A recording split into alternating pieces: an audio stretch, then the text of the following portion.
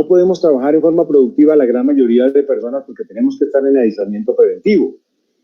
Y probablemente no somos fructíferos o productivos en ese sentido y probablemente no estemos haciendo una mayor contribución a la comunidad como debe ser. Entonces miren cómo desde el concepto mismo de salud mental ya la pandemia nos está afectando. ¿Cómo nos estaría afectando entonces en ese sentido? Hay muchos factores que inciden notablemente en la salud mental. Uno de ellos es que primero crea una angustia significativa en la población. Y esta angustia significativa tiene que ver con la incertidumbre. ¿Qué va a pasar?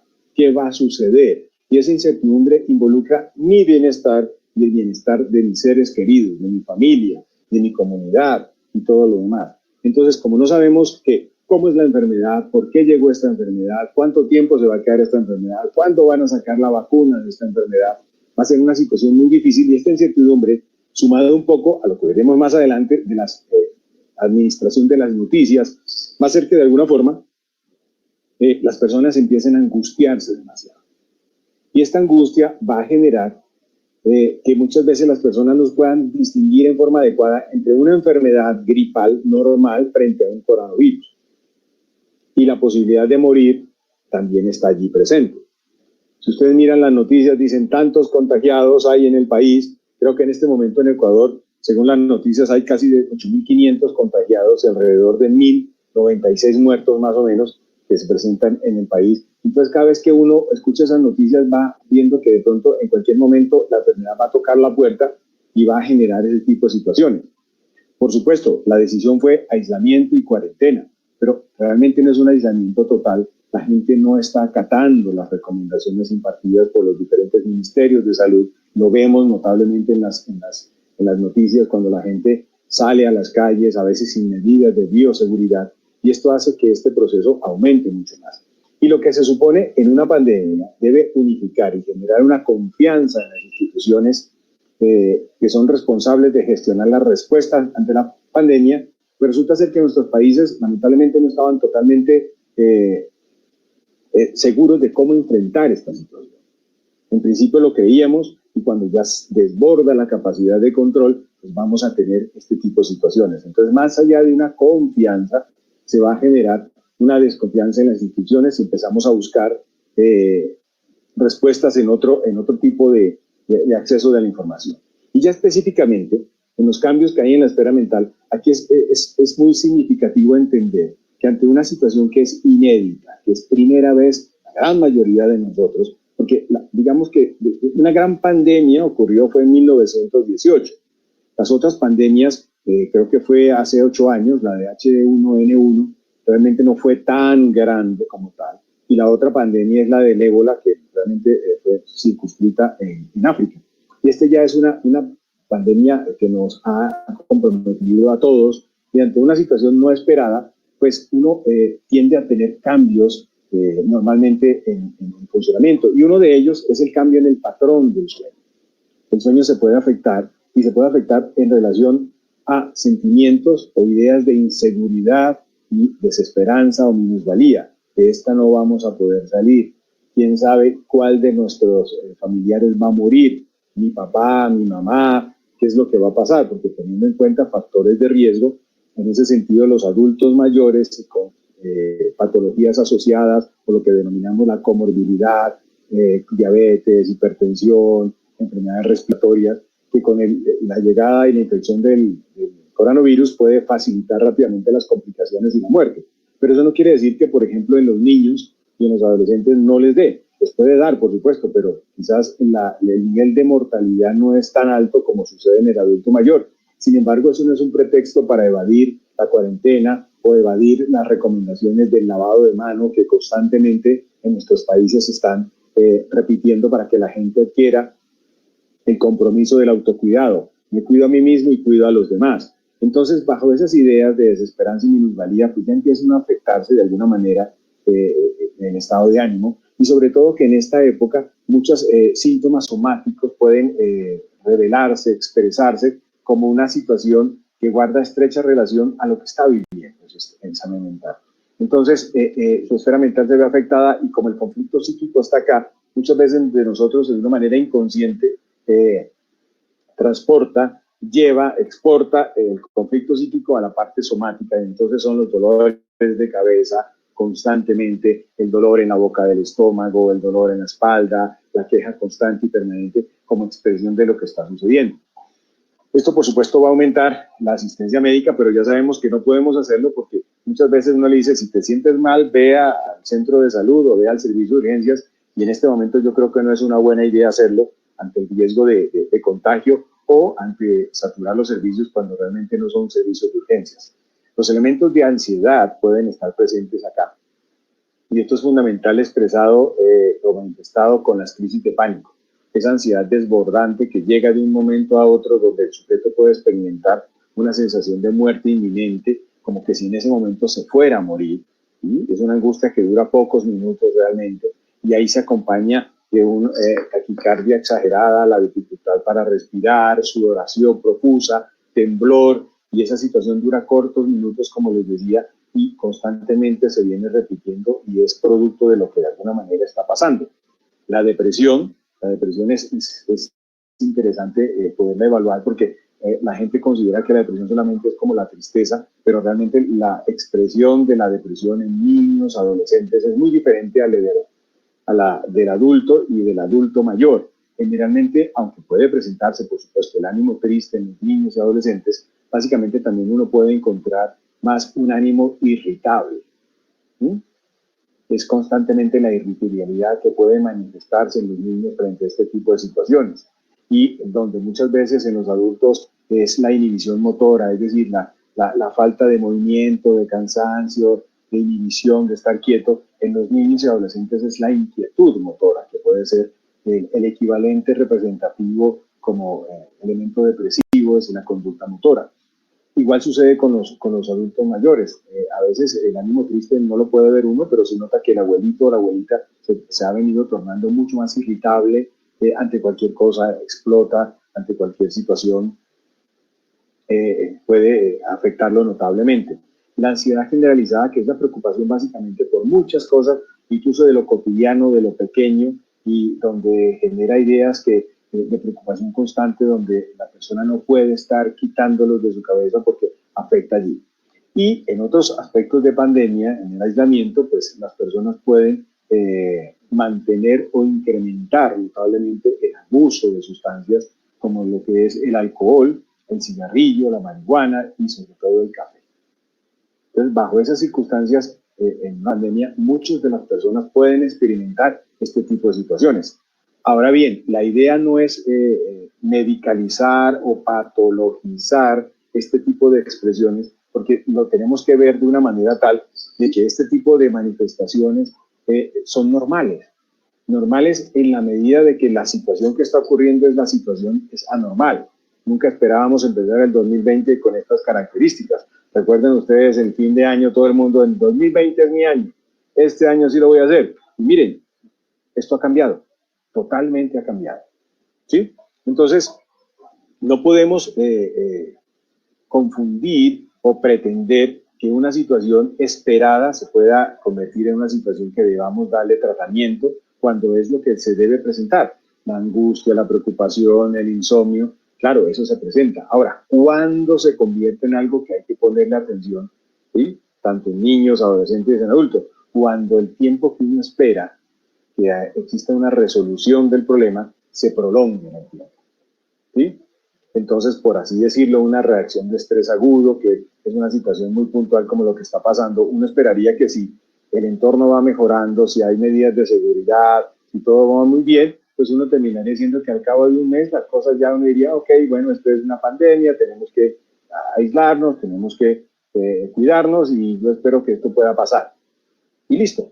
Dentro de ese mes, la persona elaboró ese factor estresor y funcionó en la medida de sus capacidades. Pero si va más de un mes, ya vamos 2, 3, 4 meses con esa situación, pues ya estamos hablando de un compromiso ya más de corte psicopatológico que requiere una ayuda.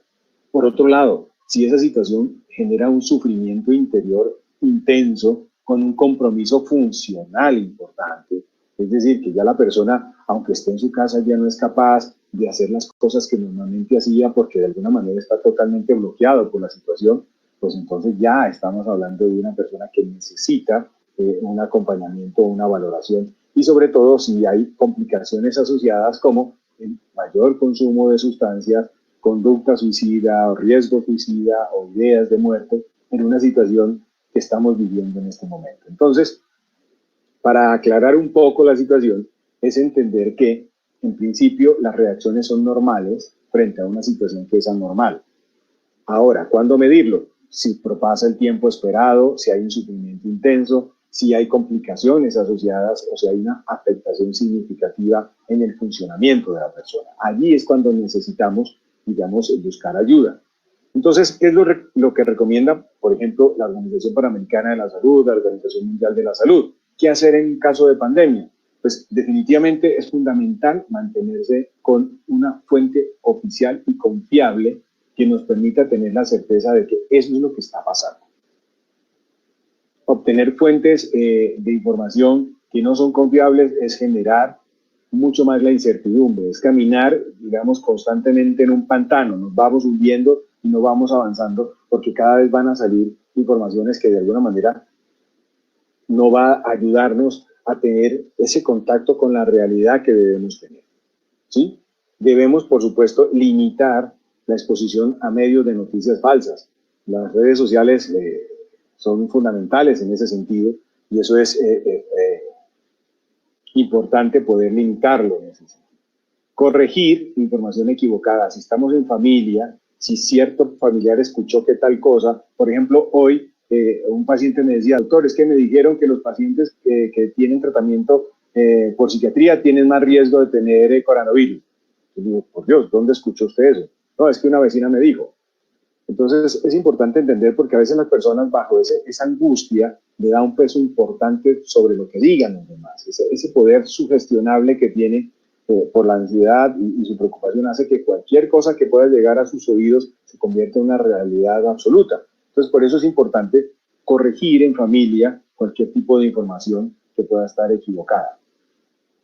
Es importante aplicar y compartir la información básica que el Ministerio de Salud de cada país, en este caso en Ecuador, imparta a la población para reducir la propagación de la enfermedad. Los pasos básicos del lavado de manos, ¿sí? Que es fundamental, el uso de tapabocas para ciertos tipos de personas, no todos, en un momento dado empezamos utilizando tapabocas, hoy en día ya cuando salgamos tenemos que usar tapabocas porque el riesgo ha aumentado mucho más, ¿sí? Y sobre todo, lo que recomiendan es anticiparse y manejar las reacciones de estrés, de ansiedad que pueda tener. ¿Y cómo hacerlo? Si usted está confinado en su casa, trate de mantener rutinas que le permitan seguir funcionando de tal manera que no note ese cambio tan brusco y tan radical. Si usted es una persona que trabajaba desde las 7 de la mañana y se levantaba a las 5 de la mañana a hacer sus cosas, pues procure de alguna manera también hacer las cosas desde las 5 de la mañana levantándose y a las 7, si tiene que hacer teletrabajo, como muchos lo que estamos haciendo, pues siéntese en su escritorio o en su comedor con su computador, pero hágalo después de haberse bañado, después de haberse arreglado y todo lo demás. Es como mantener esa rutina. Es importante también participar en actividades agradables en familia. Este es el mejor momento para conocernos. La gente muchas veces dice, es que en las vacaciones es donde nos reunimos toda la familia y vamos. Bueno, en vacaciones cada uno está en un cuento diferente. Pero en la pandemia estamos todos en la misma casa y es el momento ideal para mejorar los canales de comunicación, conocer mejor los comportamientos de las personas, ¿sí? Porque es que estamos 24 horas allí. Enfocarse, por supuesto, en los aspectos positivos del nuevo estilo de vida y de las situaciones que realmente no puede controlar. ¿Qué es esto? Miren, de alguna manera muchas personas han tenido que cortar sus estudios. Hablo de los adolescentes, hablo de los niños y hablo de los adultos jóvenes que están en las universidades.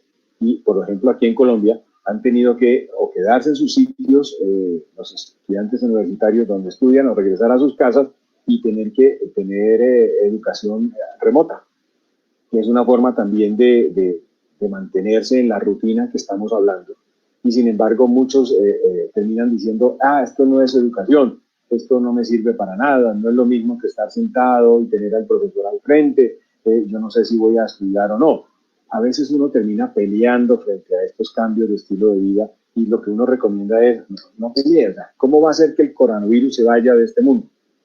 Usted no lo puede hacer, ni los que estamos aquí lo podemos hacer. Es una realidad que vivimos y tenemos que adaptarnos y tenemos que conectarnos a nuestra realidad y, por así decirlo, tratemos de disfrutar esta situación.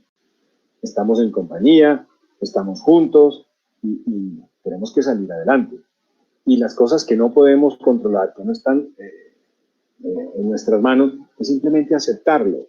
No estoy diciendo que sea un signo de rendición o que bajemos los brazos y digamos, no, ya no hay nada que hacer. No, podemos hacer muchas cosas, pero no peleemos con algo que no podemos afrontar o manejar de alguna manera. Es fundamental y de aquí en adelante lo voy a reforzar, es el mantenimiento de las relaciones interpersonales. Yo sé que de pronto vamos a estar en familia, a veces pocos, a veces muchos dentro de una misma casa, y no solamente necesitamos comunicarnos con ellos, sino también con la gente de afuera. Es fundamental mantener ese vínculo de apoyos y amigos. Claro, no lo podemos hacer en persona, pero sí lo podemos hacer a través de las nuevas tecnologías, ¿sí? De todo el teléfono, el Facebook, Skype, cualquiera de esas metodologías nos puede ayudar para seguir. Crea grupos donde puedan hablar de lo que está sucediendo. Otro aspecto fundamental es la actividad física. Si no lo hacía, piense y considere hacerlo. ¿De acuerdo? Es fundamental. Se recomienda normalmente para mantener una salud mental adecuada entre 20 y 40 minutos 2 o 3 veces a la semana.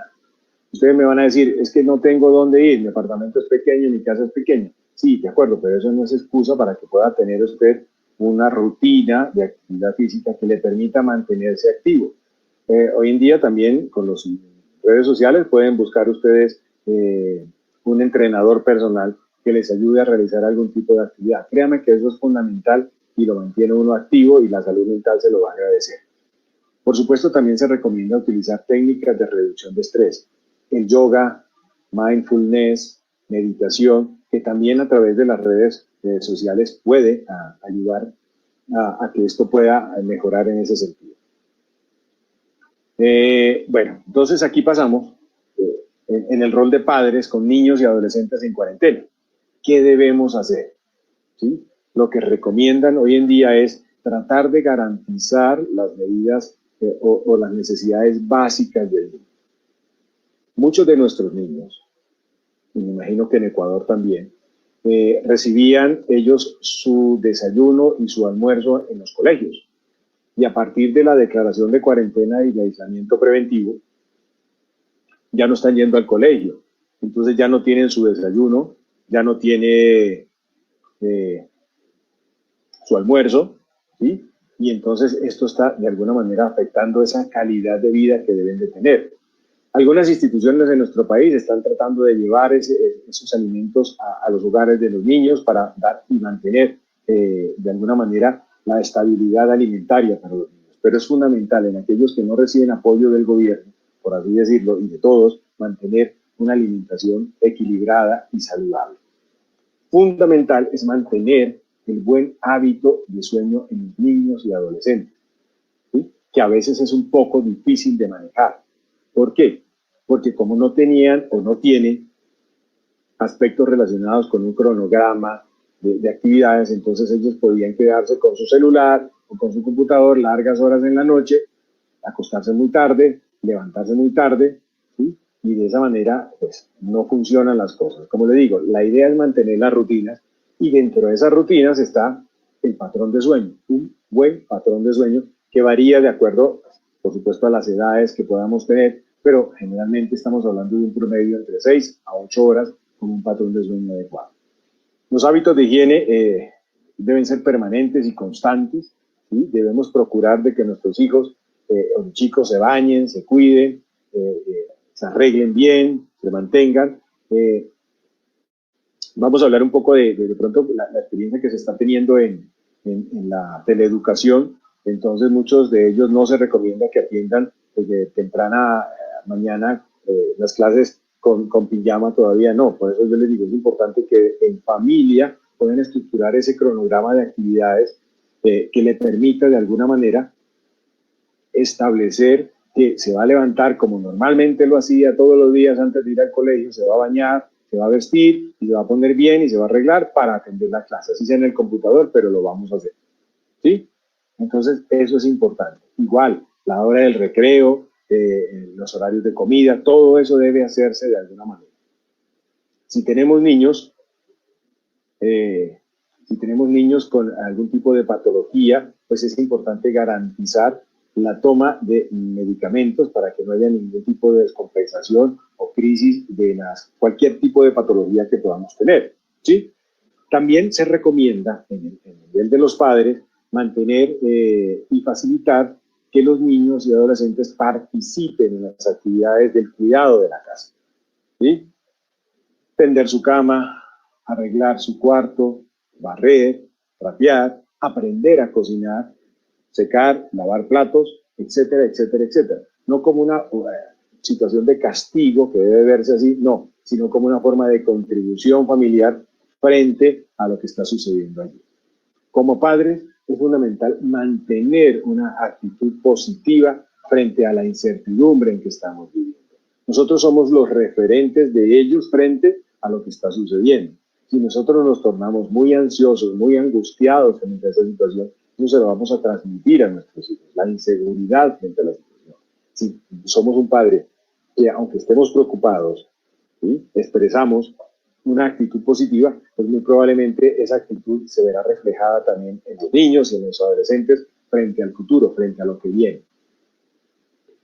Es importante que, teniendo a los niños en casa, es tener paciencia y tolerancia en la dinámica de los niños. A veces, una de las recomendaciones es adecue la casa para la presencia de los niños. Si los niños no pueden salir y usted tiene una sala, un estar grande donde recibía la visita y en esta época pues no la vamos a tener, ¿qué sentido tiene tenerla allí ocupada con muebles? Acomode los muebles, abre el espacio para que estos niños puedan saltar, gritar, brincar, hacer lo que sea y que sea su casa el nuevo centro de juegos que pueda tener. Pero para ello, insisto, tiene que tener mucha paciencia como padre frente a esta situación. Otra cosa que es fundamental es que en los roles de la teleeducación, los padres tienen que ayudar y se involucran en forma significativa en las actividades que puedan tener los niños allí. No en el sentido de que se tornen como un segundo docente en la casa, porque por supuesto muchos de los padres van a tener teletrabajo y van a estar ocupados o tendrán que ir a trabajar porque están en actividades de producción necesarias para la sociedad, pero de alguna manera también acompañe en los procesos académicos a los niños. Como habíamos hablado de los adultos, también es importante involucrar a los niños en las diferentes técnicas de relajación, meditación, yoga, que les permita de alguna manera estar mucho más tranquilos frente a esta situación. Es una angustia colectiva lo que estamos viviendo. Y por supuesto, como padres y como referentes que somos, debemos evitar el consumo o abuso de alcohol o tabaco en el interior de la familia. Este tipo de circunstancias está generando muchos problemas en términos de violencia intrafamiliar. Se ha incrementado notablemente en nuestro medio el tipo de violencia intrafamiliar por la convivencia que se está viviendo y sobre todo por este tipo de circunstancias que guarda relación con el consumo de sustancias. Entonces, ¿qué hacer? Pues desarrolle planes y mantenga la conexión social de los niños con sus amigos y demás familiares. Y debe utilizar ustedes diversos medios por los cuales podamos hacerlo, ¿sí?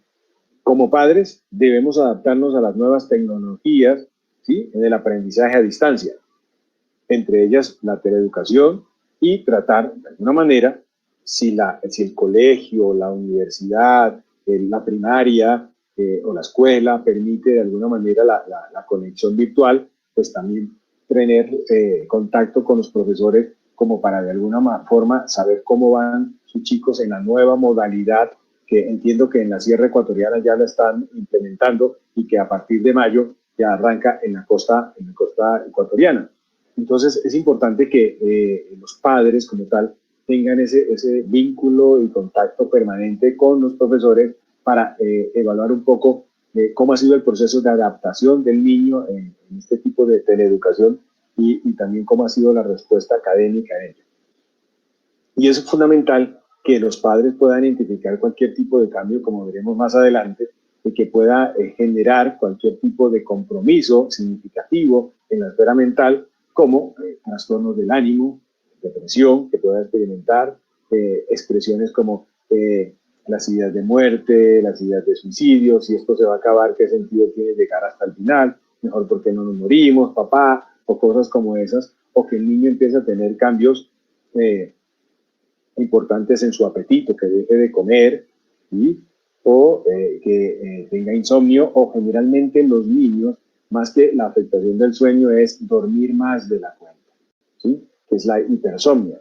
Y sobre todo si ustedes notan cambios significativos en cuanto al ánimo y se tornan muy irritables, que con cualquier cosa ya están explotando, entonces uno debe decir, algo está sucediendo allí, ¿sí? El miedo a estar solo es una situación también significativa que puede afectar, y sobre todo las ideas de suicidio que pueda tener. Entonces, si eso está viéndolo usted como padre de familia, necesita ayuda, pues es fundamental que busque de alguna manera los centros de salud para que puedan de alguna manera buscar ayuda en ese sentido. Bueno, entonces, continuemos. Otro aspecto fundamental es el duelo en pandemia. Es una situación que desde el punto de vista preocupa a todos, pero que realmente, por ejemplo, en nuestros medios de comunicación nos llega a nosotros la información de lo que sucede en el Guayas, en la provincia del Guayas y específicamente en Guayaquil, donde aparece un sinnúmero de muertes, donde no se sabe si fue producto del coronavirus o fue producto de una no adecuada o oportuna atención. Y entonces, esa sensación de muerte que está allí va a generar de alguna manera también el incremento de la preocupación de todos, incluidos los niños, porque uno tiene que empezar, si estamos hablando de pacientes o familiares con COVID-19, pues empiezan uno a estructurar como un tipo de duelo anticipatorio, es decir, se fue, no lo podemos visitar, está en aislamiento preventivo en la clínica, en el hospital, y no sabemos, no tenemos capacidades de saber cuál es su evolución, qué será lo que va a pasar, y este tipo de situaciones va generando como la necesidad de conocer lo que está sucediendo, pero al mismo tiempo estructurando la posibilidad de que ya se va a morir mi familia. Y empieza uno a estructurar también como un duelo sin que haya ocurrido, pero empieza a darse así. En los niños, cuando sucede el duelo, hay que facilitar la expresión de emociones y debemos compartirlos con ellos. A veces uno piensa que el abuelito se fue porque se enfermó, pero no volvió. Y eso fue que el abuelito se murió.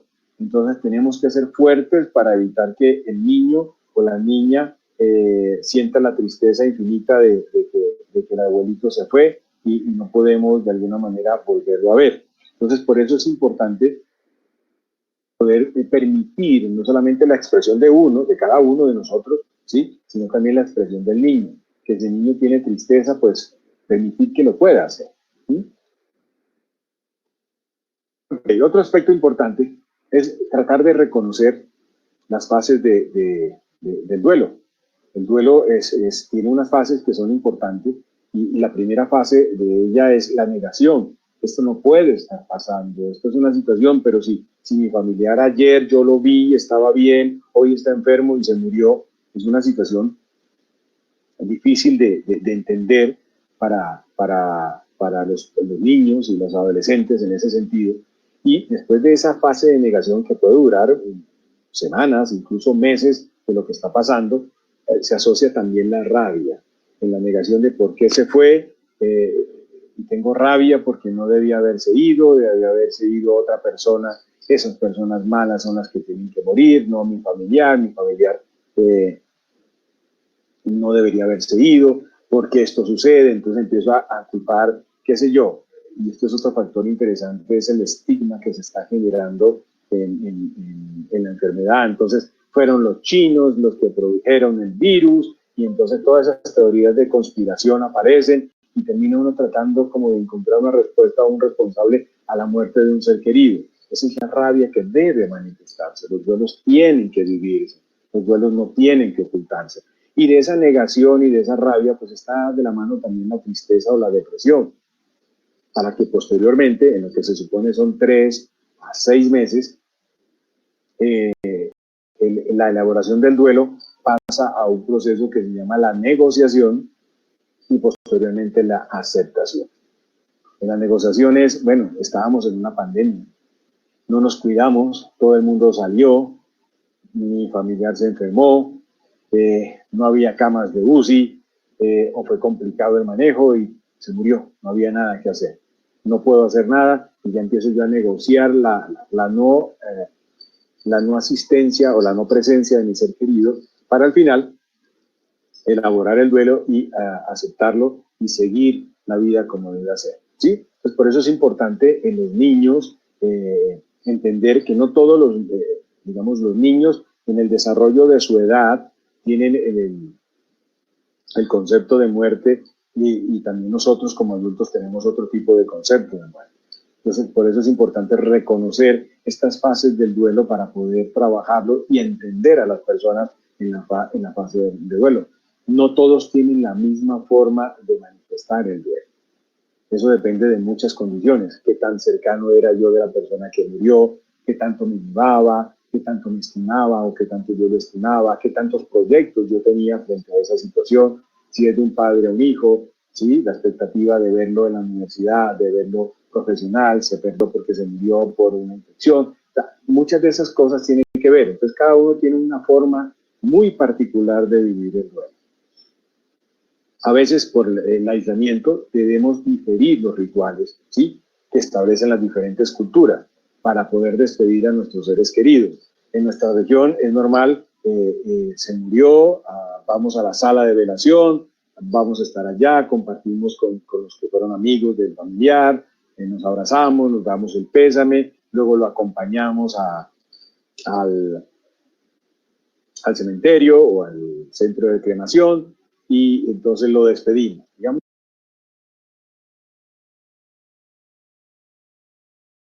solas, ¿sí? Lo que vemos en Europa, en Italia y en España, ustedes que de alguna manera tienen muchos amigos y familiares en Europa, por la migración que tuvieron, pues pueden darse cuenta de lo que está sucediendo. Muchas personas mueren solas porque no hay forma ni siquiera de ayudarlos y se mueren y lo entierran y se acabó el asunto. Entonces, a veces hay que diferir ese tipo de situaciones que cuando pase todo esto, pues probablemente se recomienda hacer un ritual que permita a la familia, si es el caso, reiniciar el duelo para elaborarlo en forma adecuada. Entonces se podrán reunir, qué sé yo, 6 meses después de la muerte del abuelito o del papá, para reunirse en familia y expresar mejor las emociones y darle el adiós en un acto significativo y simbólico, por supuesto, para poder, como les digo yo, elaborar ese duelo.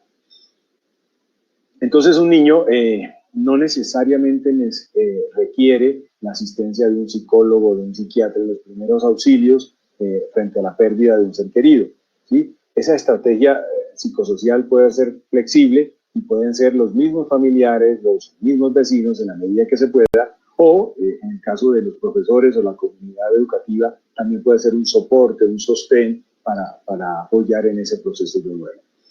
Lo que decía el colegio, los docentes también, como agentes de trabajo de la elaboración del duelo, pueden ayudar notablemente si reconocen esas fases de duelo que pueda presentar. Debemos de alguna manera fortalecer y capacitar y motivar a los niños a que trabajen en su duelo. La idea no es alejarse del duelo, olvidar, porque es imposible olvidar a la persona, pero sí reconocer las cosas buenas que tuvo esa persona y el tiempo que compartió con uno. Por eso es importante en este espacio de cuarentena y de aislamiento preventivo, disfruten a sus seres queridos. Probablemente no exista otra pandemia más y no podamos estar todos juntos en este momento. Las actividades grupales pueden ayudar, sobre todo en juegos, ya toca virtuales, pueden ser de alguna manera una forma recreativa y instrumentos válidos para recuperar los duelos en los niños. Y en lo posible, porque no sabemos cuándo va a suceder, la idea es favorecer el retorno a las actividades de la vida normal que pueda tener el niño en ese sentido. El duelo es muy difícil para ellos. Entonces, lo que viene ahora, y entiendo, es un poco lo que está planteando en Ecuador, en todo el Ecuador, que es la educación remota o la educación virtual. es igual que acá, no todos los establecimientos educativos están disponibles para trabajar de esa manera. Son muy pocos los colegios, son muy pocas las universidades que de alguna manera tienen esa fortaleza tecnológica que les permite hacer este tipo de educación remota. Pero en el caso de que se pueda hacer, es importante tratar de mantener en lo posible los horarios de clase establecidos. ¿Sí? Esos horarios de clase establecidos, si yo tengo un horario de jornada continua de 7 a 1 de la tarde y tales actividades en el colegio, en lo posible se debe de mantener, e igual en casa el chico debe tener en cuenta su horario de clase normal para poder dar respuesta a las exigencias que pueda estar allí. Probablemente algunos de los profesores se preocupen, teman o se asusten a enfrentarse a las plataformas de comunicación, a las nuevas tecnologías de la comunicación. Pero créanme, traten de despertar esa creatividad que puedan tener y pierdan el miedo al uso de las nuevas tecnologías. De hecho, y les aseguro, son los chicos quienes les van a apoyar en este proceso de comunicación y ustedes van a aprender también cosas nuevas en ese sentido. También es fundamental que no solamente se pueda utilizar de acuerdo a la institución el tipo de plataforma única y específica, por así decirlo, de cada una de las instituciones. También en esa creatividad trate de establecer otro tipo de plataformas, Zoom, Skype, para que puedan tener ustedes reuniones donde se puedan plantear, digamos, otro tipo de foros diferentes a lo que tiene que ver con lo académico. Y en esos foros o esas reuniones, ustedes podrán decir, bueno, chicos, ¿cómo están? ¿Cómo les ha ido? ¿Cómo van las cosas en su casa? ¿Cómo están sus padres? ¿Cómo están sus hermanos?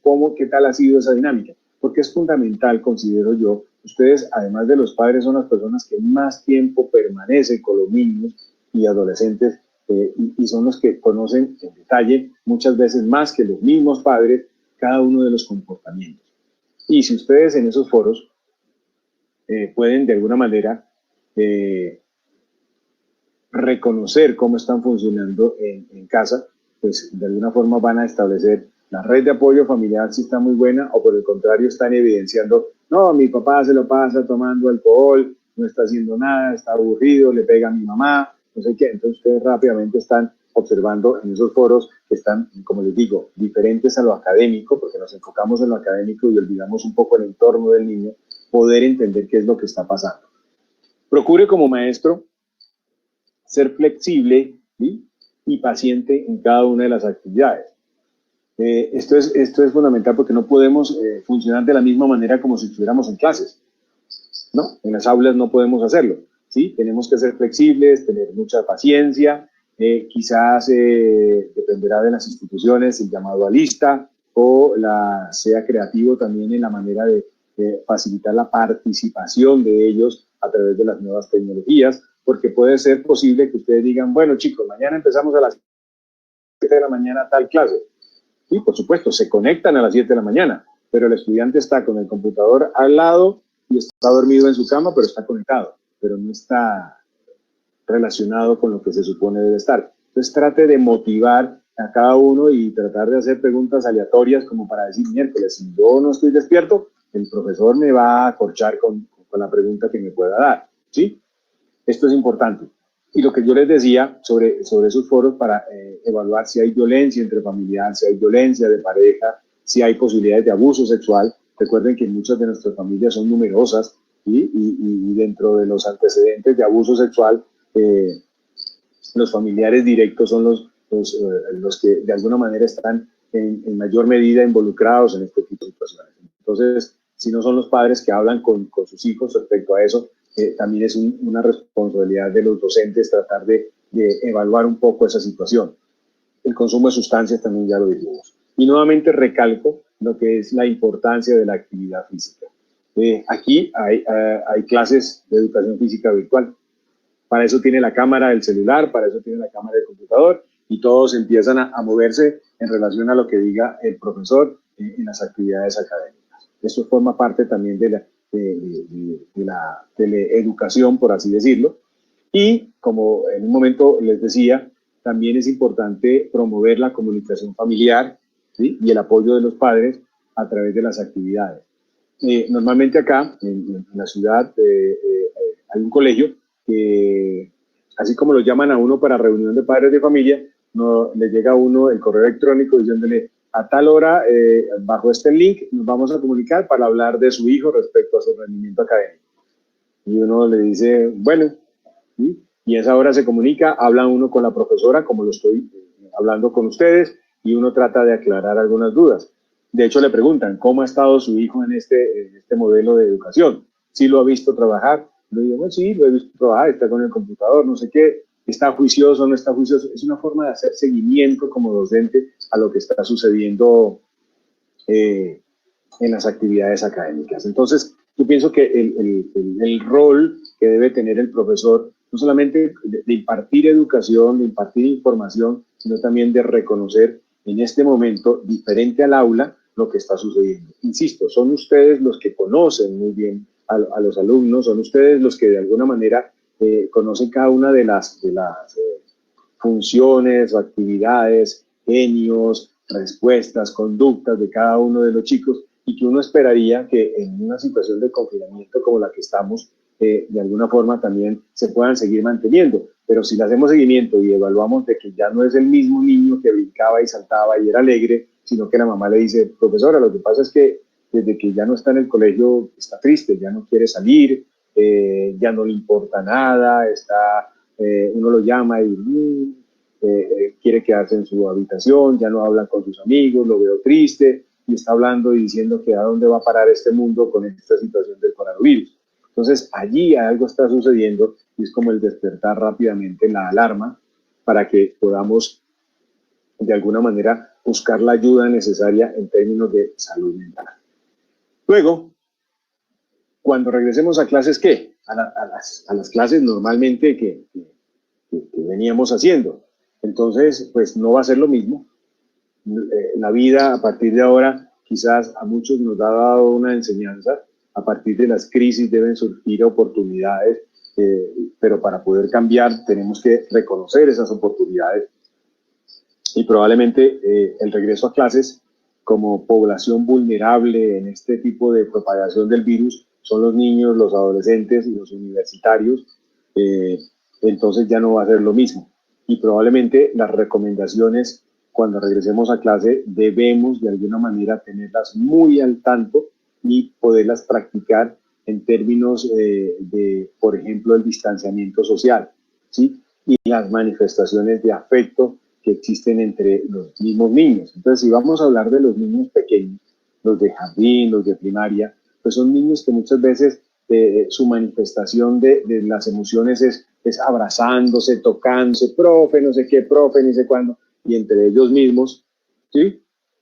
Entonces, de alguna forma, hay que ser muy precavidos en manejar este tipo de situaciones, en cuanto a que no debemos estigmatizar o satanizar el tocarnos, sino es mantener como esa distancia que están recomendando ahora, ¿sí? Me imagino yo que cuando sea el momento de regresar a clases y si la pandemia aún no ha tenido un control adecuado, probablemente los escritorios o pupitres quedarán a una distancia muy grande, tendrán que tener medidas de bioseguridad y tener claro que no pueden estar tocándose los niños pequeñitos, y eso para ellos va a ser muy difícil porque es inherente esa manera de funcionar de ellos.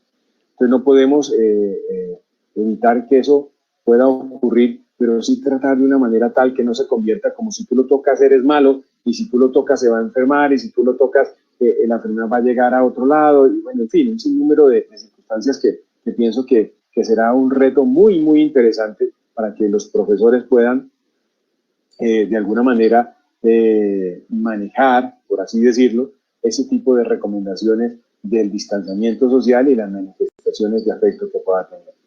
Es fundamental también facilitar la expresión de emociones. Los niños muchas veces tienen miedo y hay que permitir que analicen ese miedo con su expresión. Profe, me da miedo lo que pueda pasar. Profe, tengo rabia por lo que pasó. Profe, mire, este tipo de cosas no me gustan, ¿sí? Incluso dentro de la misma casa, a veces, o con lo que pasó ahora, se fue a internet y uno dice, maldita sea, ¿por qué tuvo que irse a internet? Es una forma de manifestar la rabia, ¿sí? Y es una forma interesante. Muchos de ustedes dijeron, ¿cómo es que dicen allá?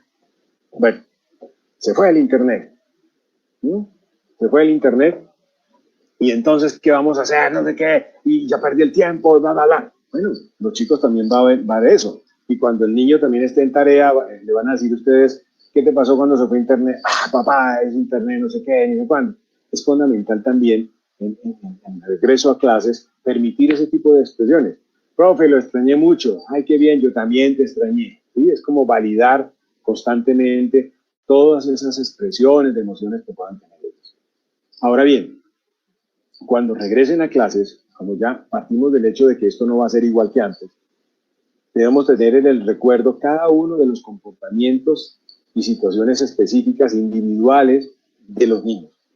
Y si empezamos a notar cambios en el comportamiento que son significativos y que pueden afectar no solamente el rendimiento académico, sino también la interacción con sus demás compañeros, pues probablemente es una señal de alarma, ¿sí? Que nos pueda decir algo está sucediendo frente a la posibilidad de una atención, a una alteración en su salud mental. Entonces el niño que era atento, de repente ya no es atento, es totalmente disperso en la atención, y que antes era quieto y era juicioso, ahora es totalmente inquieto. No precisamente debemos pensar que tenga un déficit de atención y hiperactividad, porque antes no lo tenía, sino que fue después de la pandemia, probablemente esos cambios de comportamiento, de atención y de rendimiento académico podría guardar relación con una sintomatología depresiva, por así decirlo. Si antes era 20 en disciplina, ahora ya tiene 10 en disciplina. ¿Qué está pasando? ¿Qué fue lo que sucedió? ¿Sí? No podemos considerar que solamente el retorno a la clase fue el factor que generó esto, sino que probablemente sea la situación que tuvo que haber vivido, la convivencia en familia, el proceso de adaptación no fue el mejor para ellos, y el llegar a clases no solamente podría ser la solución, sino sería el desfogue de esa situación difícil para él. Y esa forma de funcionar puede generar irritabilidad y agresividad con sus compañeros. El niño que no era agresivo de repente empezó a ser agresivo, o el niño que se le queda dormido en clase porque no está durmiendo bien en la noche ante la preocupación porque sus padres perdieron el trabajo, porque no hay dinero en la casa, porque no hay comida en la casa, o cosas como esas. Es fundamental que ustedes puedan hacer por lo menos el reconocimiento y poder derivar a los psicólogos que puedan existir en los colegios, o derivar al centro de salud para que el apoyo por psicología trate de ampliar más en detalle qué es lo que pueda estar sucediendo con este niño. Por eso es importante a veces el apoyo en los colegios, tanto individual, pero también puede ser un tipo de terapia grupal, ¿sí? Porque en la terapia grupal también, pues, todos hemos vivido lo que estamos viviendo. O sea, cuando yo veo a los pacientes me dicen, es que esto es único en mi vida. Y yo, no, esta situación nos está tocando a todos. Así como usted está en su casa, yo estoy atendiendo en mi casa. Yo estoy dando clases en mi casa. ¿Sí? Entonces, a veces uno piensa que solamente le pasa esto a uno, como si el mundo solamente fuera uno. Y cuando uno se da cuenta que otros también viven el confinamiento, ¿sí? Y se dan cuenta de que lo vivieron y que ahora empiezan a reconocer la importancia de la amistad, o el de tener compañía, o el de contarse las cosas, o el de decir, mira, amigo, me hiciste mucha falta para jugar fútbol, o qué sé yo, vóley, o lo que sea. Entonces, ese tipo de situaciones ayudan notablemente. Es fundamental cuando al regreso a clases, ustedes vuelvan también, es la retroalimentación que deben de tener con los padres, ¿sí? Si ustedes notan que el niño es inatento, que está indisciplinado, que está agresivo, traten de preguntar en las reuniones o en el seguimiento que puedan hacer si eso ya venían ustedes afectándose dentro de la casa, si ellos también vieron lo mismo, porque entonces muchas veces los niños no son capaces de expresar con palabras como normalmente lo decimos, y lo hacen es a través del comportamiento. El comportamiento es una forma también de manifestación de una inconformidad, de un estado de ánimo y todo lo demás. Y, por supuesto, como docentes, tratar, si lo pueden identificar y existe algún riesgo, como lo que estamos planteando de depresión, algún riesgo suicida, trastornos de ansiedad. Miren, los niños, es muy frecuente en la noche las alteraciones del sueño, ya sea el insomnio o los despertares súbitos en la noche, o pesadillas, se despiertan gritando, y todo eso, pues es necesario también tratar de indagar qué es lo que está sucediendo en su entorno. Y ustedes como docentes son fundamentales en ese sentido. Nos pueden orientar, los pueden llevar a buscar ayuda y yo pienso que eso nos puede aportar mucho en el manejo de la situación. Bueno, yo creo que con esto he abarcado algunas cosas. Sé que se han generado muchas dudas, inquietudes, así como es nuevo para ustedes, para nosotros también, en salud mental, lo de del confinamiento y lo de el aislamiento, probablemente no todos lo han tenido en esta vida. En nuestro medio, pues probablemente sean los internos, los recluidos en cárceles, los que de alguna manera han vivido ese tipo de situaciones, y los astronautas allá arriba también, pero ahora muchos de nosotros estamos en casa, que algunos podemos salir cuando nos toca cierto día para comprar nuestras cosas, para suplir nuestras necesidades, pero pues en definitiva la vida ya no es la misma, ha cambiado, y quiero que ustedes entiendan que de esta situación tiene que surgir, como les dije, oportunidades. Y las oportunidades están encaminadas a no volver a ser igual que antes. Lo que quiero es que podamos ser mejor que antes. Y para aprender a ser mejor que antes tenemos que, de alguna manera, elaborar esta situación. Muy bien, muchas gracias nuevamente por su paciencia. Lamento que algunos tuvieron dificultades en la conexión. Yo también la tuve, no se preocupe, eso forma parte de esta situación. Para la Asociación Colombiana de Psiquiatría, es un gusto poder compartir con nuestros hermanos ecuatorianos. Espero que no sea la primera vez. Agradezco nuevamente del COLE a la U por la invitación y el apoyo que hemos tenido del Ministerio de Educación Nacional para que todos y cada uno de ustedes, porque esto yo creo que rebosó la capacidad de manejo. Entiendo, esto va a quedar grabado, muchos de ustedes van a tener acceso a la información. Aquí están mis datos, en mi página web, del correo electrónico, si desean escribir, en mi página de Facebook. En fin, estoy a la disposición de ustedes y muchas gracias a todos y cada uno de ustedes por la atención. Muchas gracias, doctor Del Espriella. Bueno, vamos a continuar con el momento de